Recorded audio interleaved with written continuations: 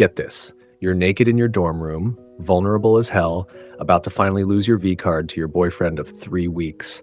And instead of getting down to business, he starts pacing around the room and dumps you. Yeah, you heard that right. He tells our main girl, Virginia, that she's not his type. He wants a tall, blonde trophy wife, and Virginia, with her curves and quirks, just doesn't fit the picture. He literally runs out of the room, this leaving her humiliated and clutching her bedsheet. Talk about a villain origin story, right?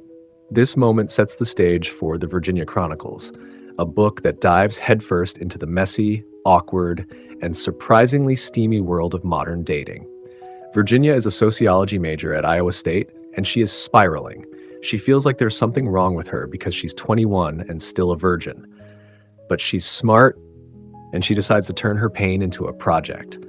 Literally. Virginia teams up with her best friend and roommate, Peach, who is basically the chaotic good to Virginia's lawful neutral, to create a senior thesis project titled The Mating Rituals of the Millennial Generation. But let's be real, this is a thinly veiled operation to find a guy worthy of punching her V card before graduation. They set up a table on campus with a banner that screams SEX to lure guys in. It's bold, it's desperate, and it works. They get hundreds of responses, but we only care about one guy right now. Enter Baker Stark. He's the goalie for the hockey team, built like a Greek god and grumpy as hell.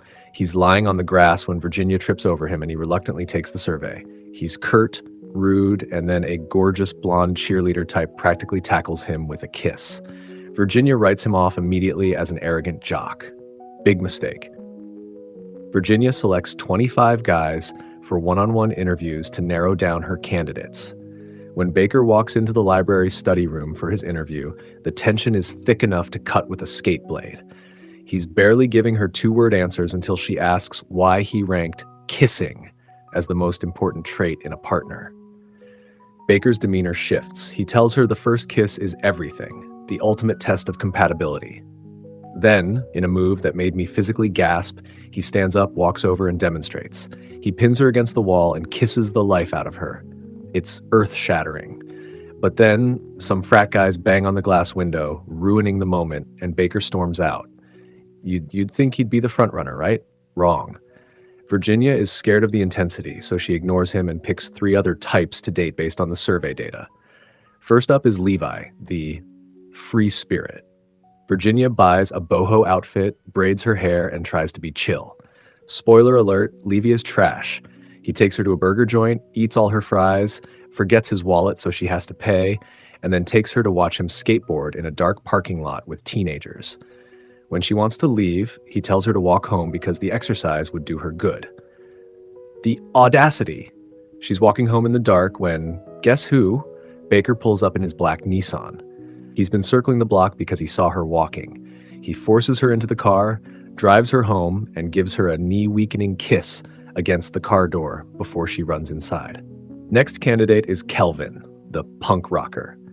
Virginia dyes her hair purple and dresses in torn clothes to fit his vibe. She meets him at a loud bar where he immediately ignores her to mosh and then tries to shove his hand down her skirt on the dance floor. When she stops him, he calls her a prude and starts making out with a Barbie-looking girl 5 minutes later. It's a disaster. She storms out, and like clockwork, Baker is there. He picks her up again. This time, the chemistry is volatile. They make out furiously in his car, and his hand goes places, but she stops him because she feels like a charity case. The final candidate is Copeland, Mr. Political Science. He presents himself as a gentleman who wants to wait for marriage. Virginia bleaches her hair blonde for him and wears a sexy schoolgirl outfit to a Halloween party. At the party, Baker is there, and he sees her outfit and loses his mind with jealousy. But Virginia goes off with Copeland, thinking he's the one. They go to a quiet room, and suddenly, the nice guy mask slips. Copeland gets aggressive, assaults her, and when she resists, he calls her a crazy bitch. It is terrifying. She runs out crying and bumps straight into Baker. When Copeland follows her out and calls her a slut, Baker punches him so hard he breaks the guy's nose. It is the most satisfying moment of the book. Baker takes a shaken Virginia to his house, which, by the way, is a mansion because it turns out he's secretly loaded from an inheritance. He treats her like glass, letting her shower in his spa bathroom and feeding her pizza. They fool around on his couch, but they don't go all the way because he respects her too much to rush it, even though he doesn't know she's a virgin yet. But here's the kicker. Baker has serious mommy issues. His dad died in the war, and his mom, Dawn, is a gold-digging nightmare who abandoned him to chase rich men. Things seem to be going great until Virginia goes back to work at the coffee shop.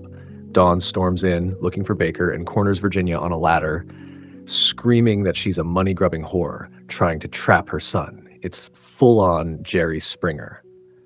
Dawn tries to push the ladder over, but Baker catches it.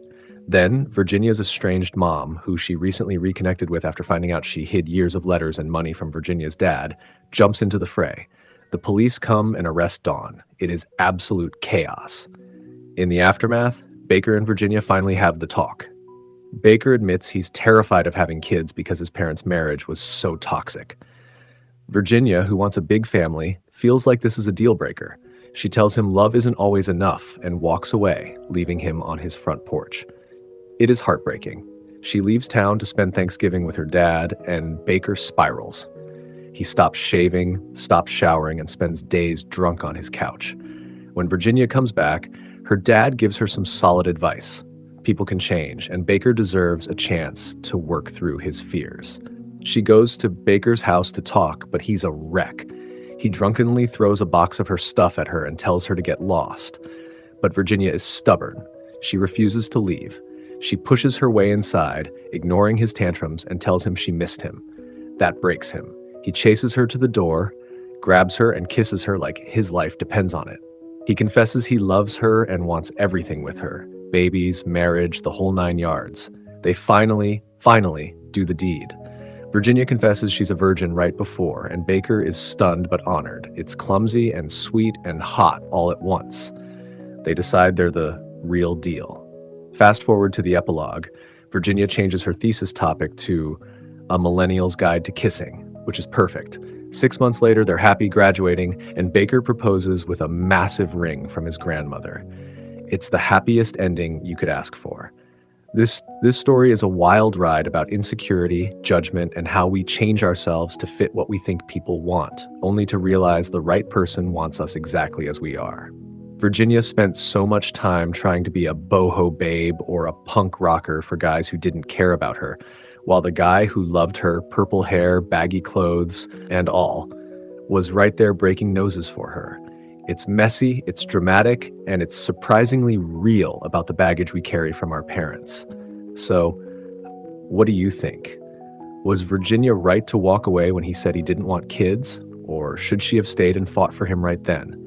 Drop a comment below with your take, and don't forget to like and subscribe for more stories about messy love and grand gestures.